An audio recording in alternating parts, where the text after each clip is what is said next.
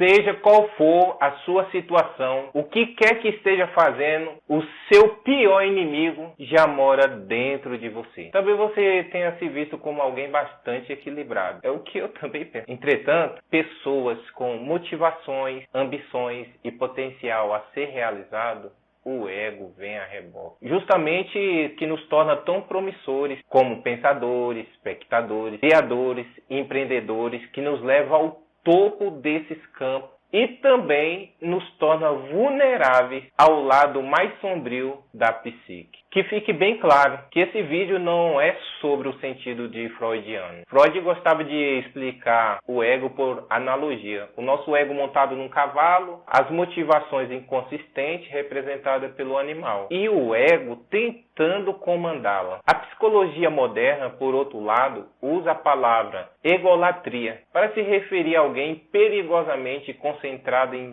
si mesmo, que despreza qualquer outra pessoa. Todas essas definições são precisas, mas têm pouco valor fora do âmbito clínico. O ego que nos referimos com maior frequência tem uma definição mais casual. Uma crença doentia na própria importância. A arrogância, a ambição egocêntrica é aquela criança petulante dentro de cada um, que prefere fazer as suas próprias vontades acima de qualquer um. Exatamente, que prefere fazer suas próprias vontades acima de tudo ou de qualquer pessoa. Necessidade de ser melhor, mais que conhecimento ou reconhecimento, por muito além, qualquer utilidade plausível. Isso é o ego. Superioridade. A certeza que ultrapassa todos os limites da confiança e do talento. É quando a noção de nós mesmos e do mundo que nos torna enfadados começa a distorcer a realidade que nos cerca. Como a alta confiança se transforma em arrogância, a assertividade se torna teimosa e a segurança vira imprudência desmedida. Desse modo, o ego é inimigo tanto daquilo que quer e daquilo que você tem domínio de um ofício. Sabe, aquele verdadeiro pensamento criativo, da capacidade de trabalhar bem em equipe, de conquistar lealdade e apoio, da longevidade. Eu achei interessante sobre esse camarada. O ego é o seu pior inimigo. O ego é o seu inimigo. E a longevidade se fala de qualidade, de duração, de tempo e da repetição e da manutenção do sucesso. As pessoas, elas não querem repetir o processo. Elas acham que já conhecem, já dominam e requer a manutenção. Porque tem os pontos cegos. Sempre precisamos estar melhorando em alguma coisa. Você não pega o prego e o martelo e aplica toda a força na primeira batida. Você não vai pegar um martelo e concentrar toda a sua força no prego. Você vai ajeitando a direção, você vai tomando cada passo. E com a repetição, você tem domínio, você tem conhecimento, até o ponto deste prego estar firme e você estar sabendo, consciente do processo que está sendo realizado. É por isso que a repetição da manutenção é necessária, principalmente para o sucesso. E o ego repele as vantagens e as oportunidades. De que vantagem estamos falando? Estamos falando de algo do processo a qual você adquire conhecimento. Precisa de estratégia, precisa de disciplina, precisa de foco e a oportunidade de novos caminhos, de novos saberes. E o ego é um imã. Quando ele repele vantagens, a vantagem do aprendizado, do caminho, do conhecimento, da disciplina, e é um imã para inimigo e erro. A maioria de nós não é egomaníaca, mas o ego está na raiz de todo problema ou obstáculo que se possa imaginar. Tanto na razão pela qual não conseguimos vencer, quanto na necessidade de vencer o tempo todo à custa dos outros. É um motivo pela qual não temos o que queremos e da insatisfação após de conseguir aquilo que queríamos. Não costumamos enxergar as coisas dessa maneira. Entregamos algo, outro culpado por nossos problemas. A maioria das vezes, outras pessoas. Não assumimos, não aceitamos. Nós somos, como disse o profeta Lucrécio, alguns milhares de anos atrás, proverbial, o doente que ignora a causa da sua enfermidade. Exatamente. Sobretudo, no caso das pessoas bem-sucedidas, que não conseguem ver o ego e as impede de fazê-la. Porque vem apenas as conquistas do passado. Em cada ambições, metas que temos, seja grande ou pequeno, o ego sempre tenta nos atrapalhar quando nós dedicamos por inteiro. O pioneiro CEO Harold Genei comparou o egocentrismo ao alcoolismo. O egocentrismo não tropeça derrubando as coisas na mesa, ele não gagueja e nem baba. Não.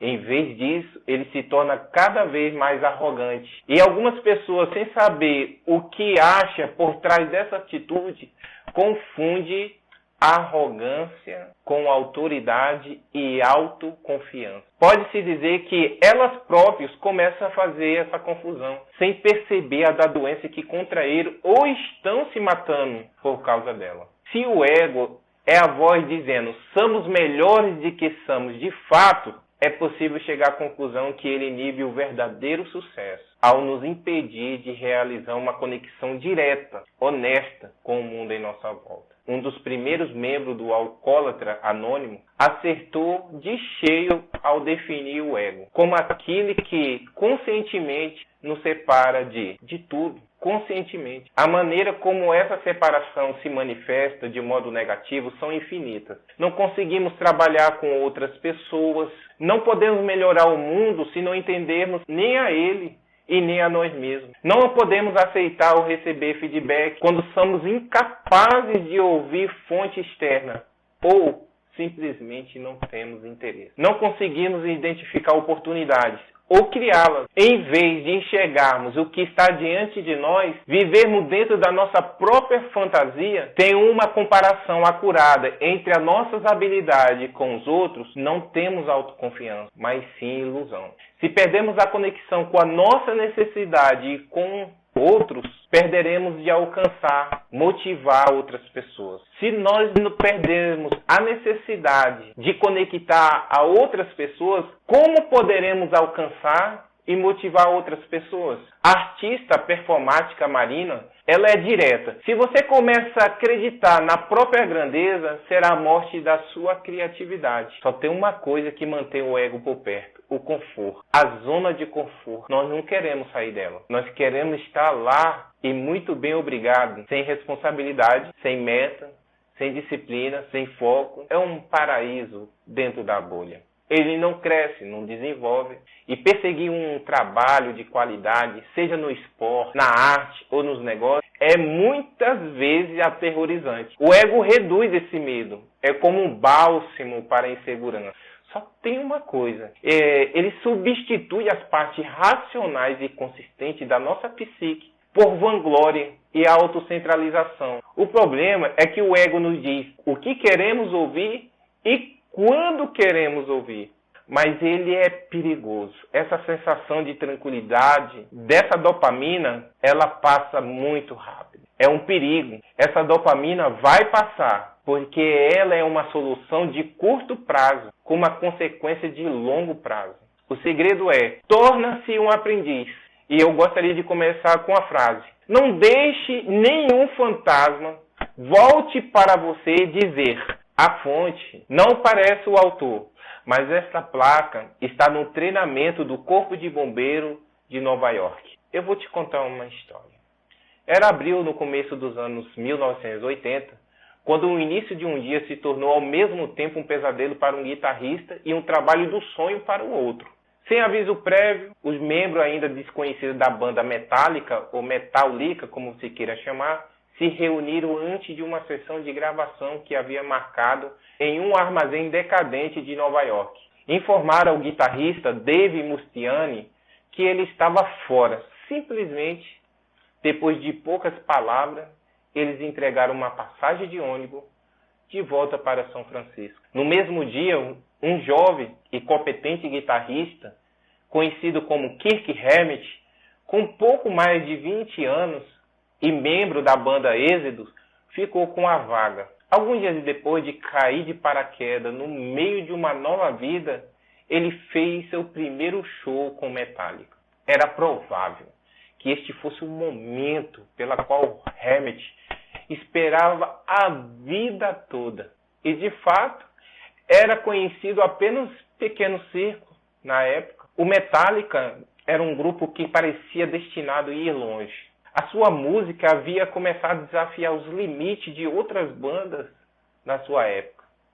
E o estrelado já batia a porta. Em poucos anos, ele seria uma das maiores bandas do mundo, tendo chegado a vender mais de 100 milhares de discos. Foi por volta dessa época que Hammett descobriu algo ter sido um pouco desmoralizante, apesar dos anos que havia passado tocando e ter sido convidado para se juntar ao Metallica. Ele descobriu que ele não era tão bom como gostaria de ser. São Francisco, uma cidade onde morava, procurou um professor de guitarra. Em poucas palavras, apesar de ter entrado para um grupo dos seus sonhos e ter literalmente se tornado um profissional, ele insistia que precisava de mais instrução e que ainda era um aprendiz. É a chave. O professor que ele procurou era famoso por ser mestre dos mestres, por ter trabalhado com prodígios musicais como Stevie Vai, Joe Satriani. O cara que Hammett escolheu como instrutor viria a ser reconhecido como um dos melhores guitarristas de todos os tempos e venderia mais de 10 milhões de discos com a sua música única e virtuosa.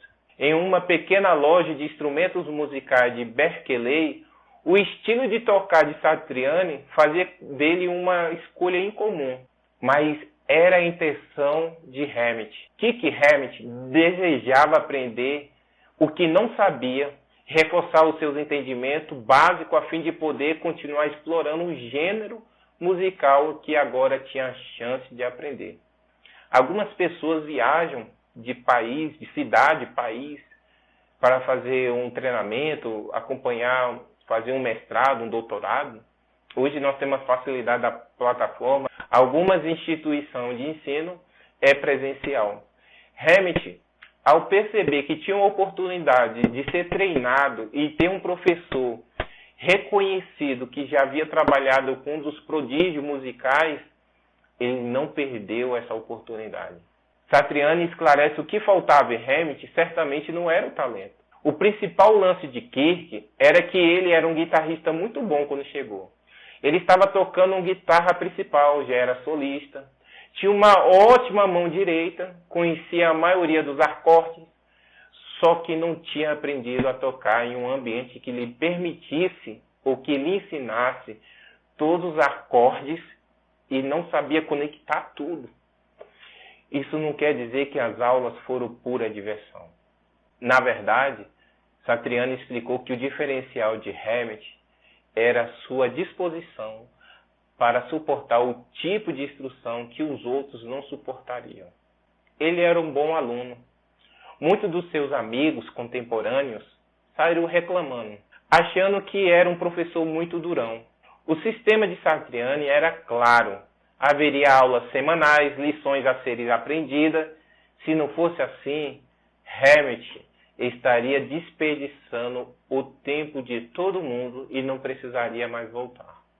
Nos 2 anos que seguiram, Kirk fez o que Satriani pediu, retornando a cada semana para avaliações objetivas, para ser julgado e para treinar arduamente técnicas e teoria musical no instrumento que estaria tocando em frente de milhares, depois dezenas de milhares e, por fim, centenas de milhares. Mesmo depois desse período de 2 anos de estudo, ele levaria para Satriani os licks e os riffs, para trabalhar e refrear os instintos por mais tempo, aperfeiçoando a capacidade de fazer melhor com menos notas e se conectando em sentir todas as notas e expressá-las de maneira adequada. Os licks e os riffs são técnicas que Hammett havia também aprendido com o tempo, desenvolver essas técnicas e também levaria para o seu professor para eles desenvolverem junto, ainda aperfeiçoar a técnica. Kirk melhorava tanto como instrumentista e como artista. O poder de um aprendiz não significa apenas ter um período prolongado de instrução, mas também colocar o ego e a ambição na mão de outra pessoa. Um tipo de teto impossível ao ego, pois o indivíduo sabe que não é melhor do que com o mestre com quem aprende. Está nem perto disso. Mas você respeita o mestre e se subordina. Não pode fingir ou enganá-lo. Não dá para trapacear em um processo educativo. Não existe atalhos, a não ser aprender todos os dias. Se você não aprender, está fora. Não gostamos de pensar que alguém é melhor do que nós. Ainda temos muito que aprender. Queremos pensar que chegamos ao fim do nosso aprendizado e ser eternizado. Queremos estar pronto, hoje e agora. Estamos ocupados e sobrecarregados. Por isso, realocar os próprios talentos e a um patamar inferior a uma alta avaliação é uma das coisas mais difíceis de se fazer na vida. Mas é quase sempre um componente da maestria. Fingir conhecimento é um dos nossos vícios mais perigosos, que nos impede a melhorar. Há um ato de avaliação meticulosa é um antídoto para isso. Você coloca em prova. Algumas empresas, no final do lançamento de um projeto, se reúnem para ver o que acertou, o que poderia ter melhorado. Isso é muito importante. E o resultado, não importa qual seja. Para Hammett, o resultado não era muito importante. O resultado não importa qual seja o gosto musical. Hammett se tornou um dos grandes guitarristas de metal do mundo. Ambos ganham.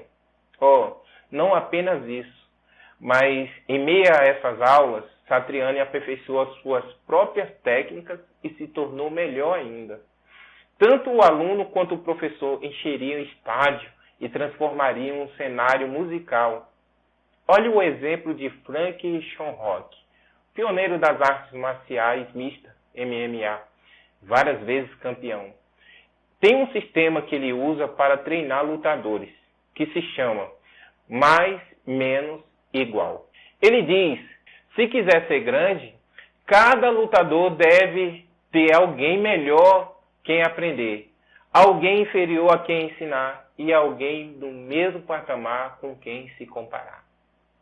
O propósito da fórmula de Schonrock é simples, obter o retorno real e contínuo sobre o que se sabe e o que não se sabe de todos os ângulos possíveis. Isso elimina o ego, que nos deixa inflados, vaidosos, repletos de vaidade, presunçosos, arrogantes, soberbo, que expressa a falta de modéstia, o medo que nos leva a duvidar de nós mesmos e qualquer preguiça que nos leva à acomodação. Como Schonrock disse, ideias errôneas sobre si mesmo destrói você. Pessoalmente, jamais deixaria de ser um aprendiz. Esse é o objetivo das artes marciais. Você precisa usar a humildade como ferramenta. Você coloca abaixo de alguém que você confia. Isso começa pela aceitação de que outra pessoa sabe mais do que você e que pode se beneficiar do conhecimento dela, se esforçando para conseguir isso e acabando com a ilusão de que tem de si mesmo ao seu respeito. A necessidade de ter uma mentalidade de aprendiz. Poucos têm. Não restringe a apenas lutas ou música. O cientista deve conhecer tanto os princípios básicos da ciência, quanto estar atualizado a respeito das últimas descobertas.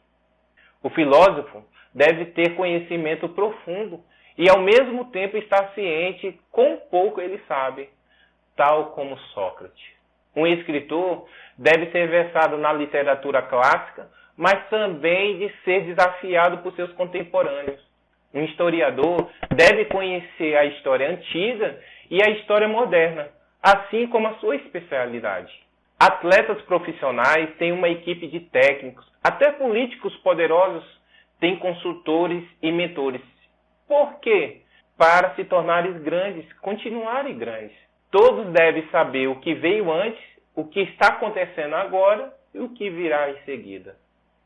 Deve estar sempre aprendendo. Todos nós devemos nos tornar o nosso próprio professores, tutores e críticos. Pense no que Hammett poderia ter feito, que um dia tivesse se tornado um astro do rock ou algo equivalente a isso em nosso campo de atuação. A tentação de pensar, consegui, cheguei aonde queria, eles expulsaram o outro cara porque eles não era bom, eles me escolheram porque eu tenho o que é necessário. Se Hermit tivesse feito isso, muito provavelmente nunca teremos ouvido falar no seu nome ou da banda. Afinal de contas, existe grupo de metal na década de 1980 que foram esquecidos. Um dos sintomas de um colapso nervoso eminente é a crença que o seu trabalho é muito importante. Bertrand Russell. É uma frase. Quando Xerxes, o imperador da Pérsia, atravessou o estreito do Helesponto, durante a invasão da Grécia, as águas subiram e destruíram as pontes, que os seus engenheiros haviam passado dias construindo. Por isso, ele jogou as correntes nas águas e ordenou que elas recebessem 300 chibatadas e fossem marcadas com ferro quente. Enquanto seus homens aplicavam a punição, receberam ordem a gritar: maré salgada e cruel, seu mestre lhe aplica esta punição, de tê-lo ferido. Ele também cortou a cabeça dos homens que construíram as pontes. Heródoto, o grande historiador, chamou essa demonstração de presunçosa, que é eufemismo, sem dúvida ridícula e desvairada, seria um adjetivo mais apropriado. No entanto, fazia parte da personalidade de Xerxes, porque antes disso, ele escrevera uma carta para uma montanha vizinha onde ele precisava abrir um canal. Você pode ser alta e orgulhosa, escreveu ele, mas não me causa problemas. Do contrário, irei fazê-la tombar no mar. Com hilário? Ou pior, com patético. As ameaças insanas de Xerxes, infelizmente, não são uma anomalia histórica. E você pode estar se perguntando, o que tem a ver comigo essa história? Veja bem, com o sucesso, e em particular com o poder, vem das maiores, mais perigosas ilusões. Está aqui. Arrogância, controle e paranoia. Com sorte, você não enlouquecerá ao ponto de começar a antropomorfizar as coisas e aplicar punições a objetos inanimados, são um sofá, uma cadeira, uma mesa. Não tem vida, não tem alma, sendo concreta ou abstrata. Isso é pura loucura. Isso é loucura pura e fácil de identificar. E, felizmente, raro. O que é mais comum é que começamos a subestimar o nosso próprio poder. Por isso que perdemos a perspectiva. No final de contas, podemos acabar como Xerxes, uma piada monstruosa. O problema está no caminho que nos levou ao sucesso. E as conquistas, muitas vezes, requerem ato de puro poder e força de vontade. Você tem que mentalizar, você tem que sonhar, você tem que sair do ponto A para o ponto B. Você tem que sair do acomodismo, porque as coisas não vêm de graça, as coisas não vêm na sua mão, você tem que lutar por elas. Tanto o espírito empreendedor como na arte requer criação de algo antes nunca havia nada.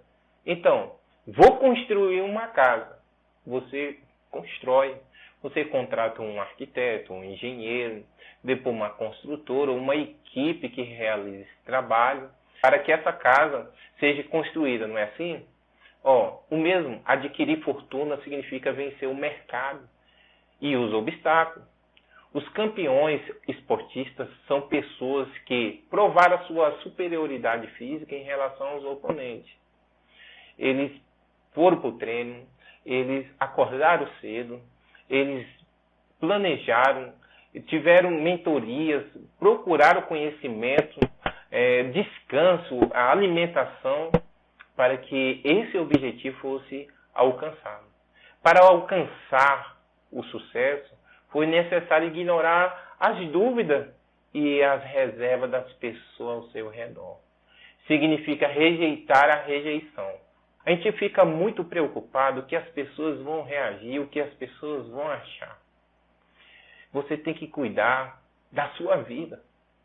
Você tem que focar no seu projeto, você tem que lutar para que essas coisas aconteçam e não vai vir ninguém para fazer. É você mesmo que tem que fazer. Requer correr certos riscos. Poderíamos ter desistido a qualquer momento, mas estamos aqui. Por quê? Por que não desistimos? A persistência e a coragem em face dos obstáculos notáveis. São traços e partes irracionais. Em alguns casos, realmente irracionais.